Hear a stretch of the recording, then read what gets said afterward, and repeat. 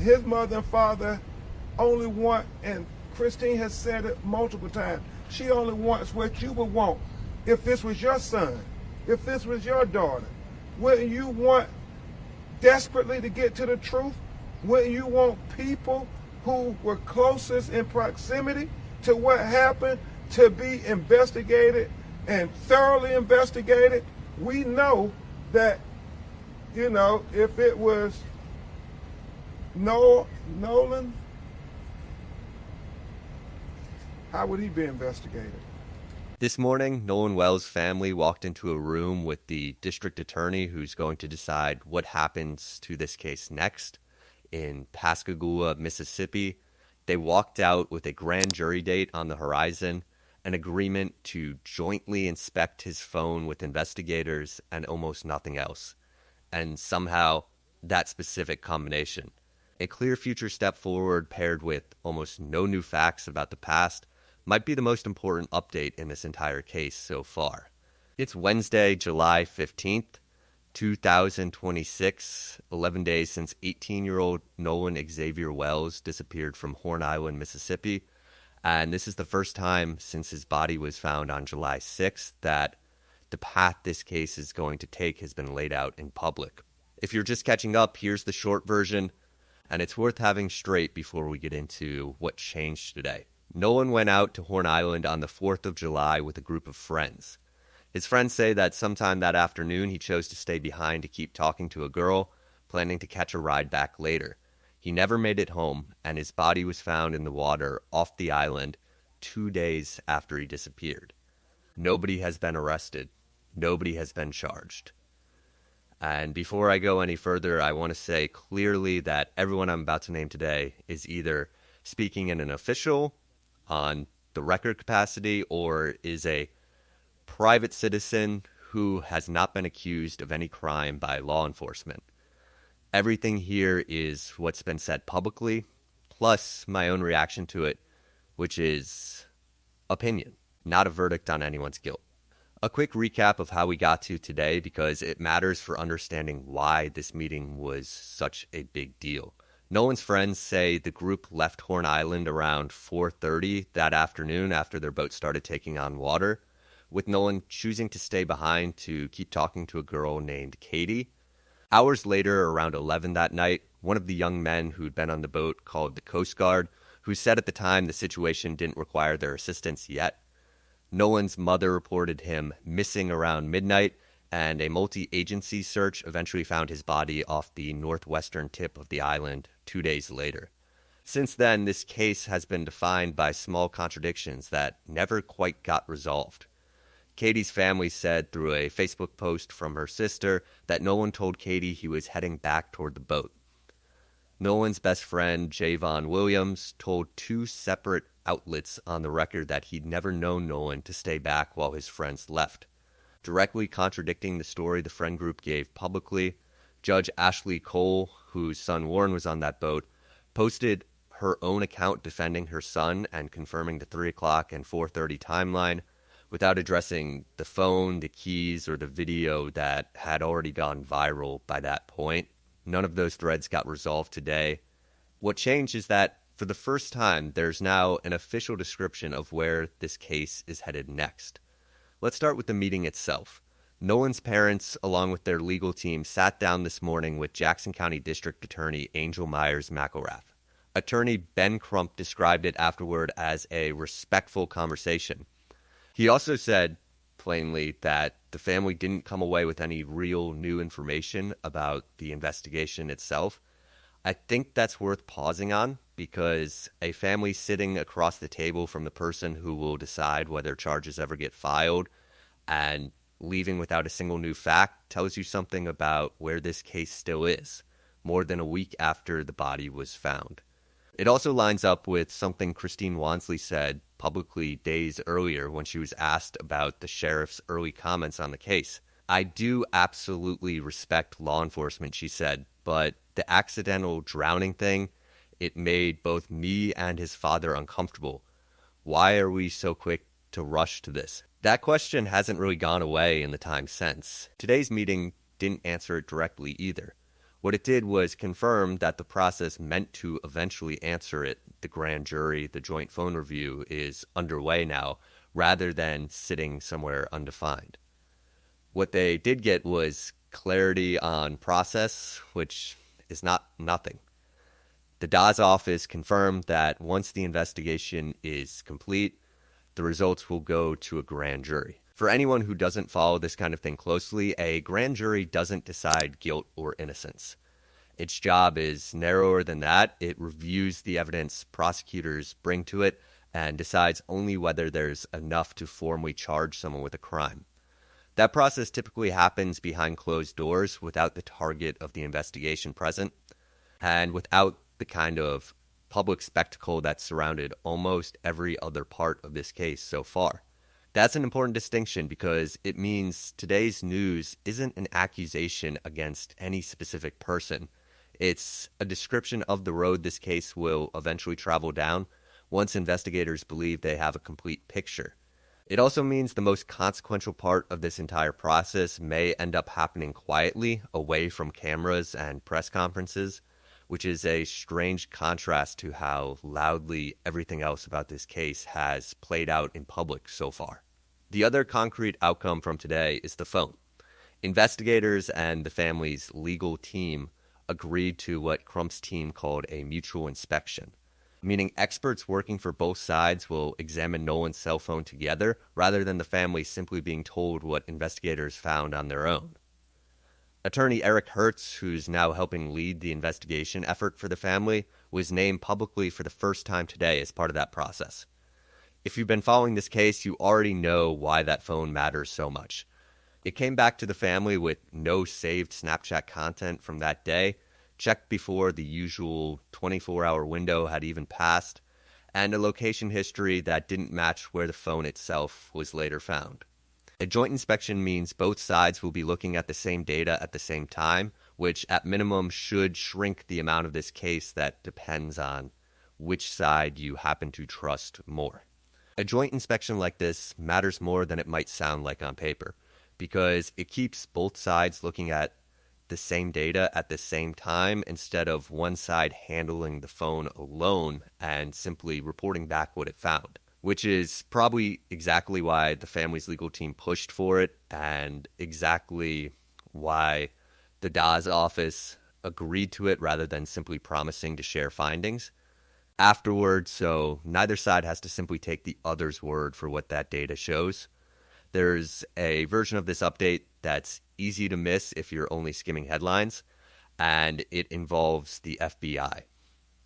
The Bureau put out its own statement today, and the specific wording matters. From day one, the statement said, "We have been supporting Jackson County as they've worked to gather information and find answers for the Wells family and the community. The FBI will remain ready to assist Jackson County Sheriff's Office investigators as they request our support, particularly when federal resources may expand their capacity to provide clarity and peace of mind for Nolan's loved ones."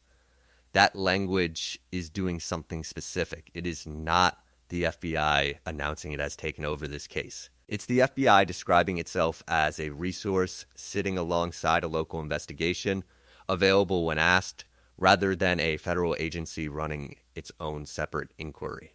That lines up with everything we already knew about how local and federal agencies typically work together on a case like this: forensic help, digital recovery, jurisdictional coordination. Without any full transfer of the case itself, the kind of arrangement that's typical when a local sheriff's office is handling the lead but wants additional forensic capacity available if it's needed. It's a small piece of language, but it's the clearest official word yet on exactly how involved the federal government actually is here. More precise than a lot of what's been assumed about it online. It's also worth remembering that investigators are still sitting on an open request they made publicly more than a week ago, one that hasn't been withdrawn or updated today. They've asked for any original unedited photos or video taken on Horn Island on July 4th, particularly anything showing what they've called alleged altercations or anything showing Nolan himself. That request is still active tonight. Nobody said publicly whether it's produced new evidence, which means as of today, we genuinely don't know whether investigators are sitting on footage the public hasn't seen or whether that appeal has mostly gone unanswered. Given how many hours were logged that day, boats arriving throughout the morning, a beach reportedly packed with holiday crowds, and at least one physical altercation captured on camera and later misattributed online, it would be surprising if there wasn't more footage out there somewhere that simply hasn't reached investigators yet. The autopsy is the piece everyone watching this case has been waiting on longer than almost anything else. Nolan's body was sent to Washington, D.C. for an independent examination funded in part by former NFL player Colin Kaepernick, and as of today, those results still haven't been released. Crump said he expects preliminary findings very soon, likely after the family's funeral services are finished. That timing reflects a deliberate choice by the family to bury their son first before turning back to the analytical evidentiary side of this case. That's not a small thing to choose. Grief doesn't pause itself to accommodate an investigation schedule, and no family should have to pretend it does. The state's own autopsy is sitting in roughly the same place. Officials have said toxicology work alone can take days or weeks, since samples usually get sent out to a separate lab rather than processed in-house, and nothing about that timeline is unusual for a case like this, controversy or not. Having a state examiner and an independent examiner both working this case at once means whatever conclusion eventually comes out is going to have to survive being checked against a second set of eyes that owes nothing to Jackson County. That's slower than anyone watching this case wants it to be, especially with a grand jury waiting somewhere down the road for whatever both sets of findings eventually say. It's also exactly the kind of built-in redundancy that makes a final answer harder to dismiss once it arrives. The funeral is news today too, and it's the part of this update that has nothing to do with contradictions or timelines at all. Christine Wansley announced that Nolan's homegoing celebration will be held Monday, July 20th at Centerpoint Church in Ocean Springs, with visitation from 9 to 11 that morning, followed by the service. The Reverend Al Sharpton, who's already stood beside this family publicly more than once, has agreed to officiate. Afterward, instead of a traditional repast, the family is holding what they're calling a celebration of Nolan's life at the Jackson County Fairgrounds, and they've specifically invited his former teammates from both his high school and middle school playing days to join family and close friends. Tyler Perry is covering the funeral costs, something he offered weeks ago and is now being put to use. There's something worth noticing in how deliberately this family has planned that day. A homegoing celebration instead of a funeral in name. A fairground gathering instead of a quiet repast in someone's living room. Football teammates from 2 different chapters of Nolan's life, specifically invited alongside family. None of that is required by any legal process, and none of it moves the investigation forward by a single fact. It's a family choosing in the middle of the most public, most scrutinized tragedy imaginable to make sure the day they bury their son looks like the life he lived before any of this happened to him. I keep coming back to that detail about the teammates, honestly, more than almost anything else in today's update. Grand juries and cell phone inspections and federal statements are the parts of this story that get clicks and headlines. A row of young men in football jerseys from 2 different schools standing together at a fairground because a family specifically wanted them there is the part that tells you who Nolan Wells was to the people who knew him longest, long before any of this happened to him. It's easy watching a case like this unfold in daily headlines to start thinking of Nolan only as a set of contested facts, a timeline, a phone, a pair of shorts. That funeral plan is a pointed reminder that he was, first and always, somebody's teammate, somebody's son, and somebody's friend, long before he became the subject of a national conversation about race and accountability in this country. Crump also used today's press conference to push back hard against something that's been quietly poisoning this entire case for 2 weeks now. He said conspiracy theories and fabricated claims have been, in his words, making a lot of noise online, and he was direct in telling people to stop treating unverified social media posts as though they were confirmed developments in the investigation.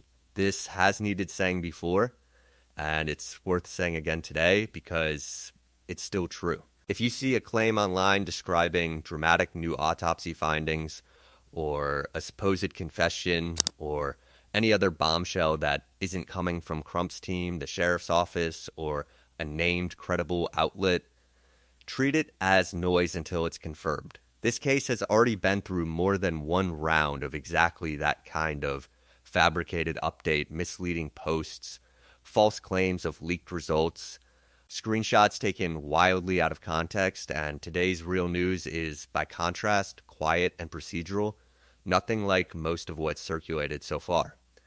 It's worth remembering, too, why this case has held the country's attention the way it has for 11 straight days. Nolan was the only black man in that group of friends photographed on the boat that day, in a town that's nearly 80% white, the same Ocean Springs where Nolan's homegoing service will now be held. CNN made that same point weeks ago, and it still holds. Some people look at those photos and see nothing more than a group of teenagers on a boat. Others see the shape of Mississippi's own history, sitting quietly underneath every unanswered question in this case. I don't think either reaction by itself tells you what happened to Nolan Wells, but it's exactly why a single early comment from the sheriff's office about no foul play being suspected did as much damage as it did, and why a grand jury announcement involving zero new evidence is still considered a major update. This case was never just about one island, one boat, or one afternoon. It's about whether a black teenager's death in this specific state gets the same careful, thorough handling that any other family's tragedy would get. And that's a question that isn't going to be answered by today's meeting alone. Part of this case sits with me in a way that's hard to fully explain. Local news, the kind I watched constantly before I ever started making this kind of content myself, has always told the exact same story differently depending on who is standing in the photo, not what happened to them. Watching that same dynamic play out here in real time over an 18-year-old's death is exactly why so many people who have no personal connection to Ocean Springs, Mississippi, still refuse to look away from this case. So tonight, this family is standing in an odd, in-between place. A grand jury is now confirmed to be waiting at the end of whatever the investigation turns up. A named attorney is sitting down with investigators to go through Nolan's phone together. The FBI has put its actual role in writing in its own words rather than leaving it to speculation. And none of that changes the fact that this family still has to bury their son before they can go back to demanding the answers they've been asking for since the 4th of July, the same afternoon that started with a boat trip and ended 2 days later with searchers finding Nolan's body off the northwestern tip of Horn Island. None of today's developments resolve a single one of the contradictions that have defined this case from the beginning. Katie's account and the friend group's account still don't match. Javon Williams' description of who Nolan was still doesn't line up with the story that he simply chose to stay behind on his own. The black shorts in the police report still don't match the blue shorts in the family's photos. Judge Cole's statement, posted after her son Warren was placed on that boat by the friend group's own timeline, still hasn't addressed the phone, the keys, or the video directly. What today did was give this case a structure, a grand jury waiting at the end of the investigation, a joint process for examining the phone, and an honest on-the-record description of the FBI's role, rather than the guessing that's filled in around it for the past week and a half. A structure isn't the same thing as a resolution, and I don't want to pretend that it is, just because it's the biggest procedural update this case has had in days. Nobody outside a very small circle, not the family, not the public, knows yet what that grand jury is eventually going to see, or what either autopsy is going to say. Whatever this investigation eventually concludes, it owes that family and everyone watching alongside them an answer that holds up once someone finally has to say it under oath. Not just a version of events that sounds tidy enough to close the case. If you're in Mississippi or planning to pay your respects Monday at Centerpoint Church or afterward at the Jackson County Fairgrounds, keep that family and everyone who loved Nolan in your thoughts. For the rest of us, the honest thing to do right now is wait for the grand jury process and the autopsy results to happen, instead of filling that wait with more noise. That's genuinely the hardest part of covering a case like this, honestly. Every few days something arrives. A statement, a meeting, a funeral date, and it's tempting to treat each one as though it's the piece that finally explains everything. Most of the time, it isn't. Most of the time, it's simply the next visible step in a process that's still moving at the pace a real investigation moves at, slower than anyone watching it wants, and mostly invisible until something like today happens and pulls part of it into public view. Today gave us a process rather than an answer, and pretending otherwise wouldn't serve this family or anyone watching it play out. It's also worth remembering that a grand jury referral, a joint phone review, and a funeral date are 3 separate timelines running at once now, and they're not guaranteed to line up neatly. The legal process could easily outlast the public's attention span for this case, the way it does in almost every case this complicated, and that's exactly why it matters to keep coming back to it deliberately rather than only when something dramatic enough happens to force it back into the headlines. Let me know down in the comments what you make of the grand jury timeline, whether you believe Katie's account or the friend groups, and whether you think a joint phone inspection is finally going to settle some of these contradictions. This case has moved forward these past 11 days because people kept paying attention to it, kept sharing what investigators asked for, and kept refusing to accept the first simple explanation that got offered back on July 6th. That kind of sustained public attention doesn't replace an actual investigation, a grand jury, or a toxicology report, and it never should, but it clearly hasn't hurt this one either. Hit subscribe if you want the real update the moment either the state's autopsy or the independent one actually drops, because we're not going anywhere until this family gets their answers, however long that ends up taking. Monsters don't exist, but people capable of monstrous things do.